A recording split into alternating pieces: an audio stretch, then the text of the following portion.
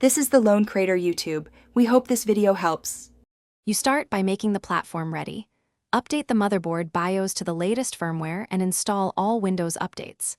Once done, download the manufacturer-signed GPU driver package and keep it ready.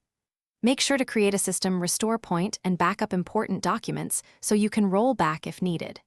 You're not fiddling. This is about aligning firmware, drivers, and OS so secure boot can be applied cleanly. Move to UEFI configuration next. Now you change boot mode to UEFI and enable secure boot in the firmware interface.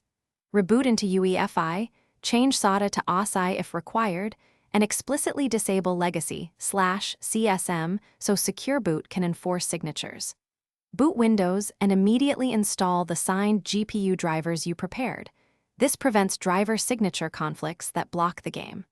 Once drivers are installed, verify secure boot shows enabled in Windows system information. If driver install fails, recheck vendor packages and repeat. Finish by confirming secure boot status in msinfo32. It must read enabled.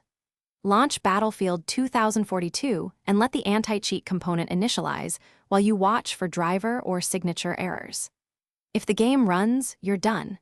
If it fails, use your restore point to revert the system and inspect driver certificate chains, reinstalling signed drivers, or obtaining updated firmware. One key troubleshooting tip.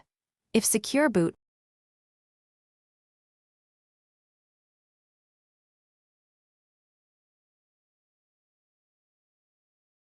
Thanks for watching.